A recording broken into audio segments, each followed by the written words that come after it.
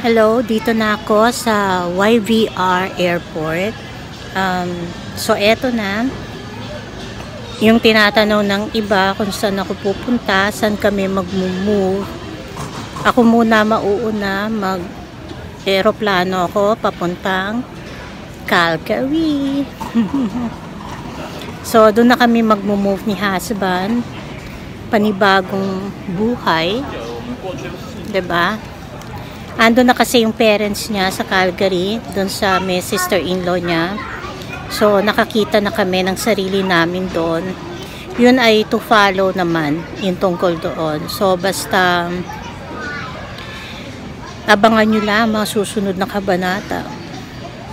Mag-isa ako, bukas pa si husband. May kasama siya papunta doon kasi meron silang dalang U-Haul truck.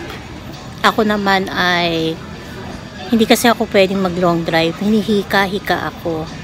Kaya mag-isa akong pupunta doon at susunduin naman ako ng aking brother-in-law na si Leo at ng kanyang sister ni Russell, ewan ko kung kasama si Mitch. And shout out kay Ate Juvie and Kuya Mike, karating natin nila ako dito sa airport. Shout out din sa mga mababait na tumutulong sa amin sa paglilipat. Si Paring Jomel na makakasama ni Russell tomorrow.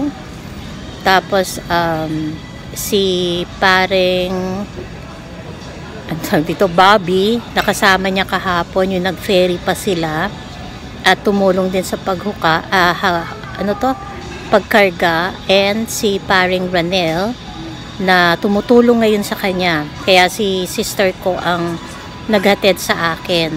Tapos bukas, ewan ko, bukas kasi alis niya, no? Bukas may tutulong pa yata ng iba. So, hindi ko pa alam kung sino. Pero, tingnan na lang natin bukas. Kaya paunti-unti ang aking vlog ngayon. At, syempre, very busy kami, lalo na pagdating doon. Pagdating doon, makikitulog muna ako dun sa sister-in-law ko. So, sa Sunday na kami talaga matutulog dun sa place namin ni husband. Okay, watch lang kayo ha. Pasensya na kung minsan matagal ako magano ng YouTube ko, pero kasi marami talaga kaming ginagawa. Okay, thank you sa mga support. Bye! Right? And so now You never know where I get you have no idea. Odd. No. I just wish him all the best. Give him a big hug. He may not want that from me, but he'll take it from me.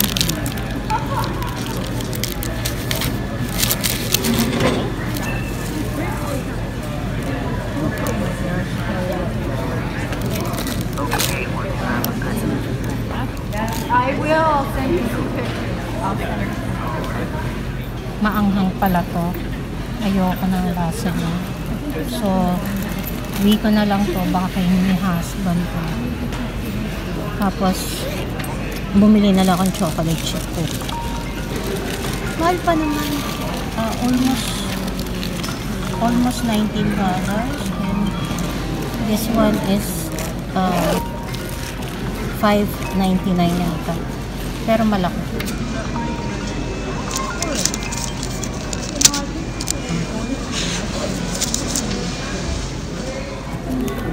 So, ito yung binili ko pala. Hindi ko nabasa. Meron pala siyang chipotle. Maanghang-anghang yun. Kaya ako tinanggal yung arugula kanina is because pag nagsa-travel ako, hindi ako makain po ng gulay. Yan. So, binalot ko na lang siya ulit.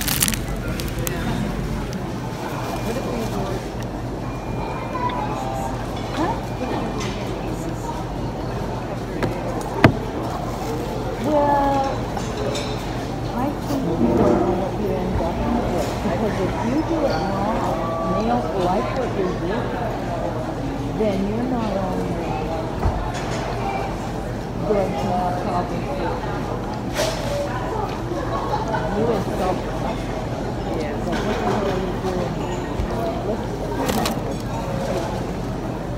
Oh, I don't. It doesn't work. Yeah, it really doesn't do it. I know. Let's see what it says. He's not there yet. Well, I know.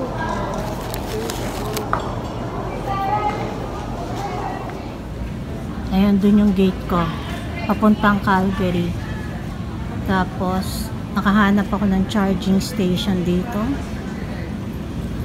Meron naman silang mga ano dito. Vending.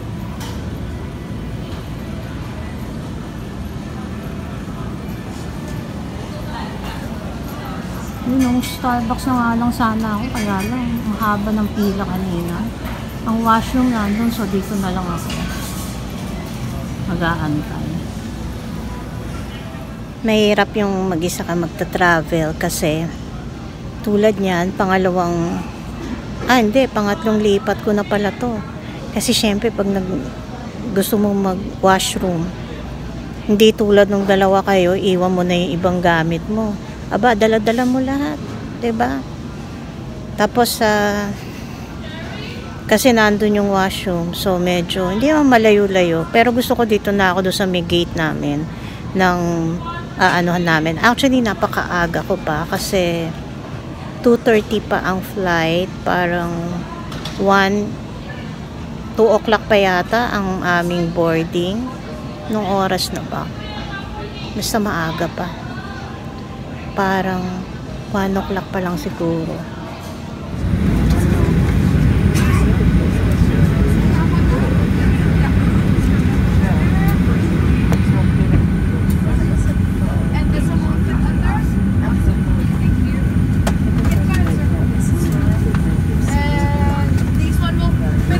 Today we have Captain Rembrandt, to be assisted by First Officer Jeffrey. My name is Benoit, and I have the pleasure of flying with JB at row 4, Beverly at row 1, and your safety is important to us, so we do ask for your attention as we review the following safety information. There is a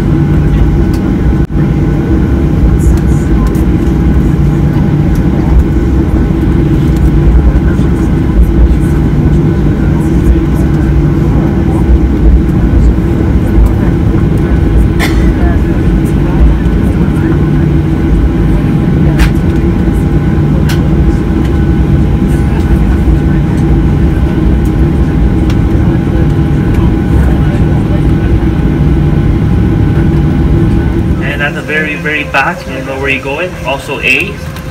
Guys, you got where you got A? No, B. B. Sorry. Okay. Thank you.